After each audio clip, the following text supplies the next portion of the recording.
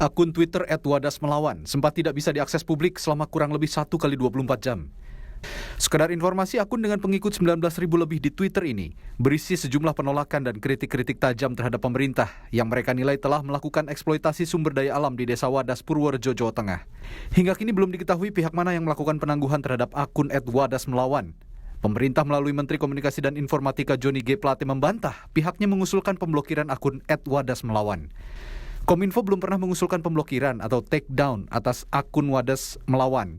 Kami harapkan masyarakat dapat menjaga agar konten dalam akun medsos tidak melanggar perundangan dan tidak berdampak pada adu domba. Tutur Menkominfo Johnny G. Plate dalam pesan singkat kepada tim liputan Kompas TV hari ini.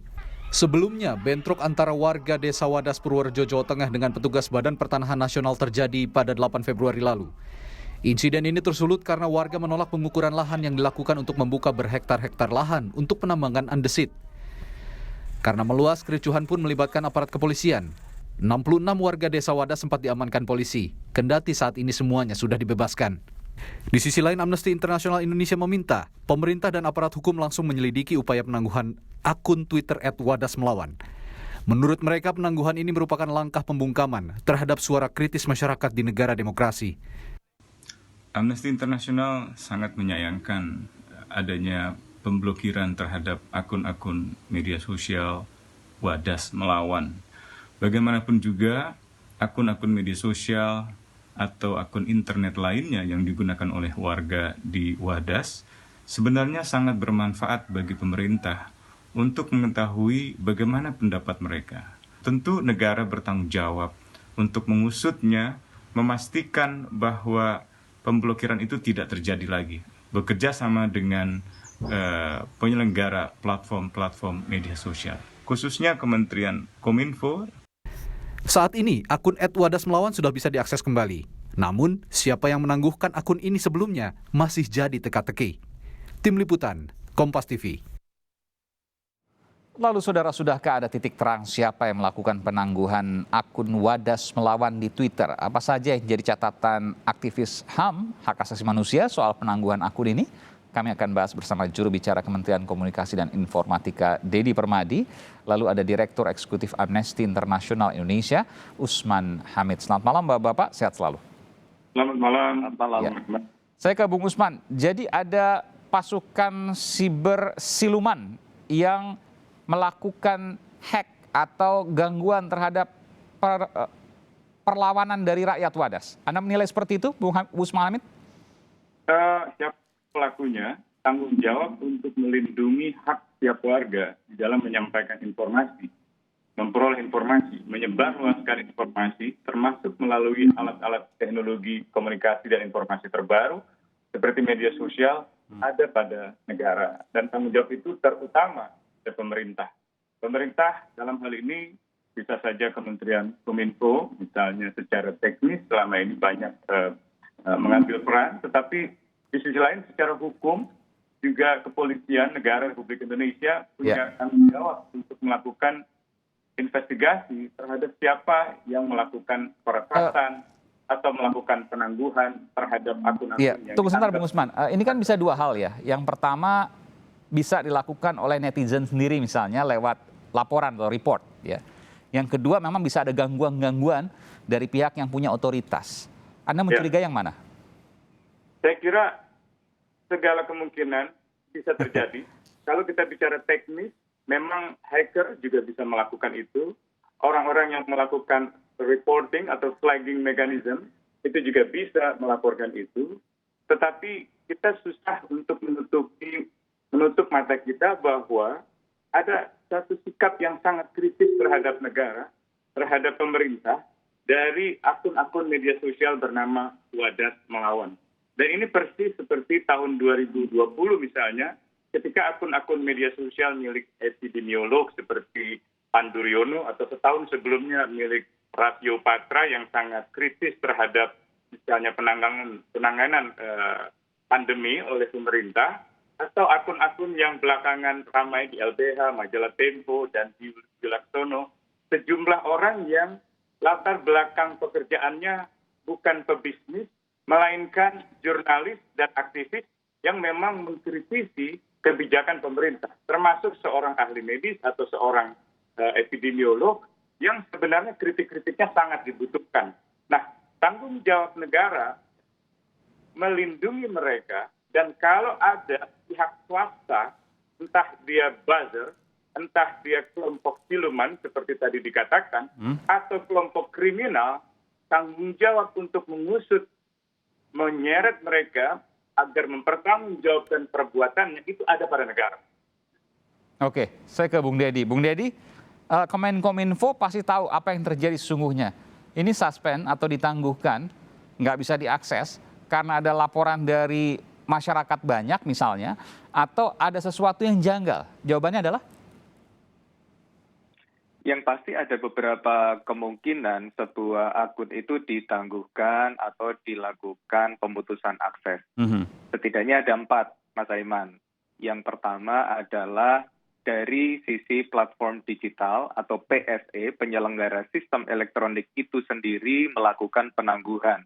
Karena mereka ini memiliki code of conduct, aturan di internal mereka di mana ada indikator-indikator yang bisa memungkinkan mereka melakukan pemutusan akses. Oke, dari aplikasinya yang pertama ya. Yang kedua? Betul.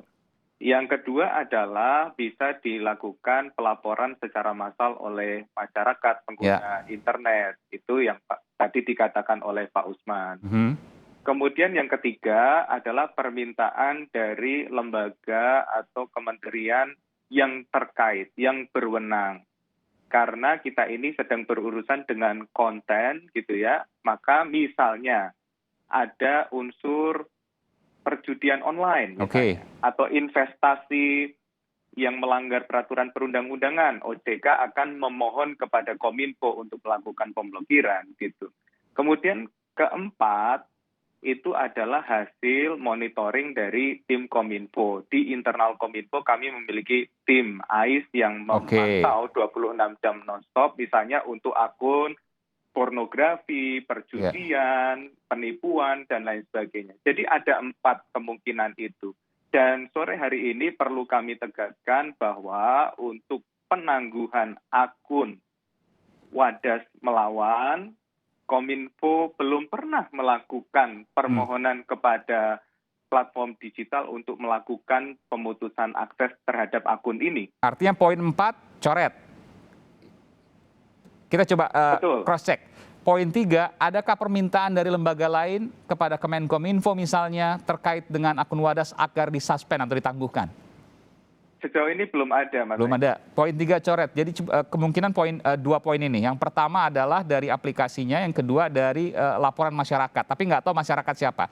Saya ingin tahu kalau ada kasus seperti ini, Kemenkominfo dapat informasi nggak bahwa ini bisa tahuan? Ini yang poin pertama, poin kedua, ketiga atau keempat. Kalau ketiga keempat pasti tahu ya karena lewat Kemenkominfo. Apakah poin pertama atau poin kedua misalnya?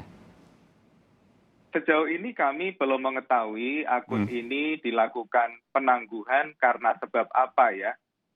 Kita mungkin perlu berkomunikasi dengan penyelenggara platform atau PSE, penyelenggara sistem elektronik terkait. Jadi pada kasus-kasus penangguhan ini Kemenkominfo, saya harus garis bawahi, tidak bisa tahu apa yang terjadi sesungguhnya.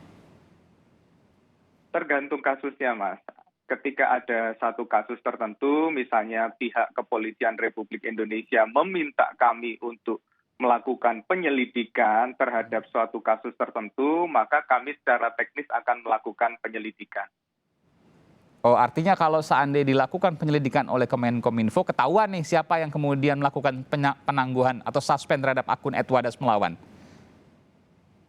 Jika ada permintaan dari pihak kepolisian untuk mendukung proses hukum yang sedang terjadi, misalnya kami tentu akan melakukan. Oke, Bung Usman silakan.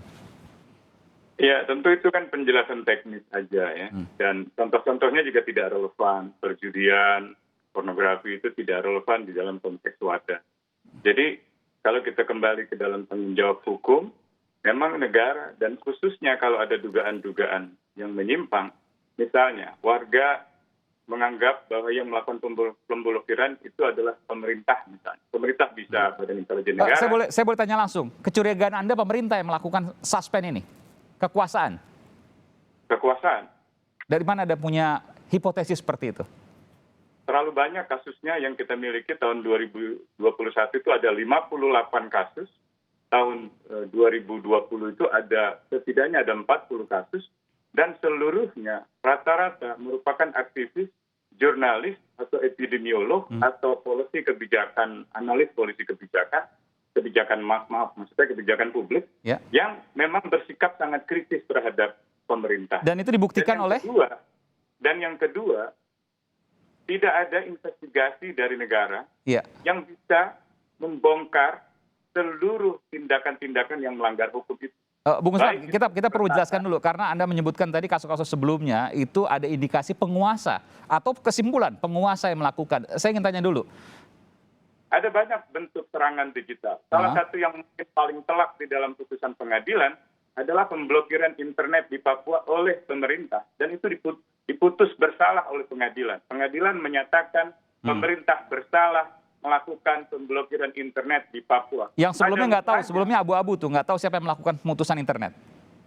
Pada mulanya abu-abu betul sekali. Dan Oke. pada mulanya bahkan pemerintah cenderung menyangkal. Dan selalu begitu. Kecenderungannya adalah menyangkal sebelum kemudian terbukti sebaliknya. Dan yang bisa menyangkal itu sebenarnya tanggung jawab negara.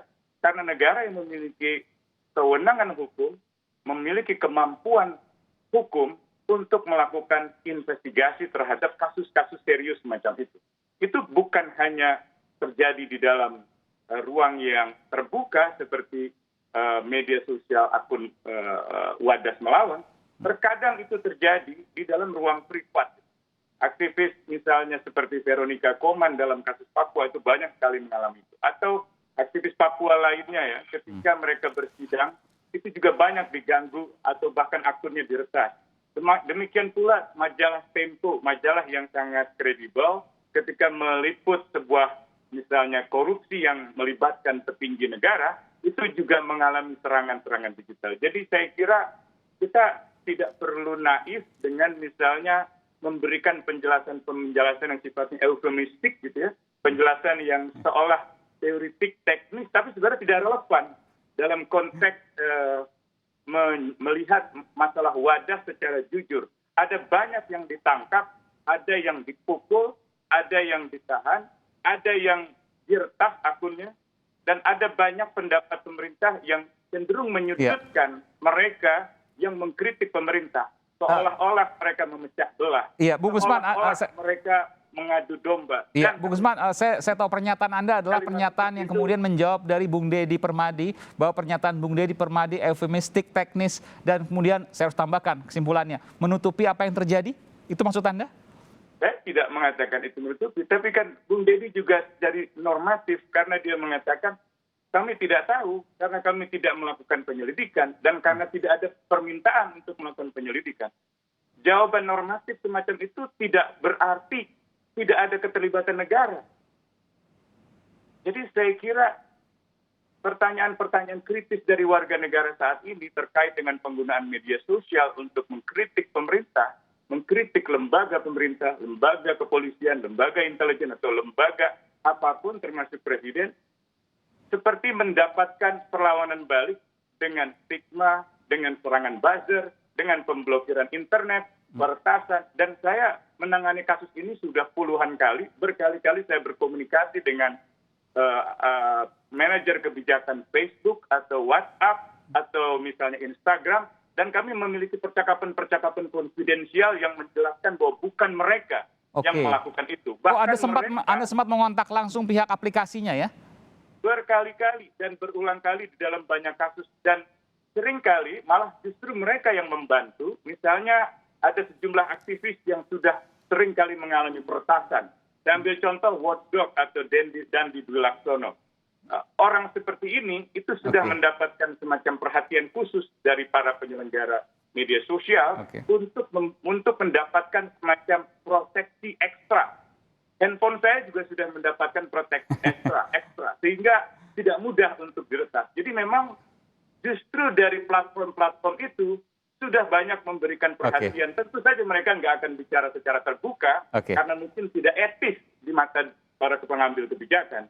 Nah sekarang tinggal para pengambil kebijakan Tentu saya tidak menyalahkan Kominfo. Menurut saya Kominfo hanya satu saja pemeran di dalam pemerintah yang bisa kita tanyai atau bisa mengambil tanggung jawab. Ada banyak badan lain, terutama Kepolisian Negara Republik Indonesia, yang punya kewajiban untuk melakukan investigasi terhadap siapa yang melakukan serangan digital itu. Peretasan atau penangguhan atau yang lainnya. Bung Deddy, tadi tudingan dari Bung Usman, pembicaraan Anda terlalu eufemistik, menyederhanakan masalah atau memanis-maniskan lah, kemudian begitu ya. Lalu kemudian juga terlalu teknis yang sesungguhnya ada sesuatu, kalau boleh saya katakan, ini kesimpulan saya sendiri. Jangan-jangan Anda menyimpan sesuatu yang Anda tidak mau mengungkapkan. Apa yang terjadi sesungguhnya? Benarkah itu? Saya rasa kami menghormati apa yang disampaikan dan pendapat Pak Usman tadi ya. Tentu kita di era demokrasi bisa menyampaikan pendapat seperti apapun.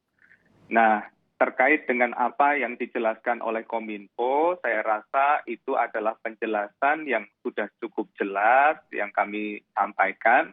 Dan kalau dirasa kurang ya itu sebetulnya yang terjadi gitu. Jadi kami juga tidak tahu harus menjelaskan seperti apa. Tapi benarkah pernah disampaikan tadi bahwa selain Papua ya, benarkah kemudian ada kekuasaan pemerintah dalam hal ini mengintervensi aplikasi dan lain sebagainya terhadap suara-suara kritis masyarakat di media sosial? Sejauh ini kalau peran Kominfo kan sudah saya jelaskan ya Mas Tadi. Kalau menurut pasal 96 PP 71 tahun 2019 tentang penyelenggaraan sistem dan transaksi elektronik atau PSPE ya, pemutusan akses dilakukan terhadap informasi dan atau dokumen elektronik dengan klasifikasi misalnya melanggar ketentuan peraturan perundangan, memberitahukan cara atau menyediakan akses terhadap konten yang dilarang oleh peraturan perundangan. Oke, saya langsung saja. Kalau untuk Wadas melawan tentu Kominfo juga melihat. Adakah kemudian pelanggaran di sana? Sejauh ini kami belum melihat. Kalau tidak ada pelanggaran. Melihat pelanggaran pasti kami lakukan tindakan. Baik, gitu. Oleh karena itu adanya kemudian suspending ya, apa yang kemudian ditangguhkan ini menjadi juga tanggung jawab negara. Sejauh mana Kominfo bisa melindungi demokrasi dengan suara-suara kritis yang ada di masyarakat untuk tidak terjadi kesekian kalinya? Saya rasa Kominfo ini ya Mas ya, menghormati kebebasan pendapat yang saat ini disampaikan oleh warga masyarakat di ruang digital. Setiap proses pemutusan akses konten itu bukanlah sesuatu yang sederhana. Itu melalui proses yang sangat panjang. Misalnya verifikasi, permintaan otoritas terkait, kemudian harus dicek kebenarannya, apakah itu betul melanggar perundangan atau tidak, dan lain sebagainya. Dan kemudian baru diajukan ke platform digital, ke PSE. Bukan begitu Bung Deddy, mohon maaf saya potong. Jadi upaya apa yang kemudian dilakukan pemerintah untuk menjaga iklim demokrasi, suara-suara kritis dalam hal ini di media sosial, agar mereka tidak menjadi korban pihak-pihak tertentu dalam suspend tadi, ditangguhkan ketika suara kritis dan lain sebagainya? Ya saya rasa kalau ada masyarakat yang merasa dirugikan terhadap satu aksi tertentu di ruang digital, sudah ada koridor hukumnya ya. Masyarakat tentu bisa misalnya melaporkan kepada pihak kepolisian. Pihak kepolisian, oke baik. Ini karena kita harus azan maghrib, saya singkat saja kepada Bung Usman. Tingkat aja Bung Usman, karena harus mendengarkan azan maghrib. Ya, saya kira dalam banyak kasus juga kita tahu pelaporan ke kantor kepolisian seringkali tidak berujung pada pengungkapan kasus. Jadi memang ini situasi-situasi dilematis di mana kelembagaan negara juga ada konflik kepentingan ketika terlalu berpihak pada pemerintah. Kalau kepolisian yang seharusnya independen misalnya berpihak pada pemerintah saja, tentu tidak perlu juga berpihak hanya kepada masyarakat saja. Nanti kita akan lanjutkan lagi, Bung Usman. Terima kasih. Tentu ini menjadi pesan yang menarik dan juga pesan yang penting juga untuk menjaga iklim demokrasi. Terima kasih Bung Usman Hamid dari Amnesty International Indonesia. Terima kasih juga Bung Deddy Permadi dari juru bicara Kemenkominfo. Selamat malam, terima kasih, sehat selalu.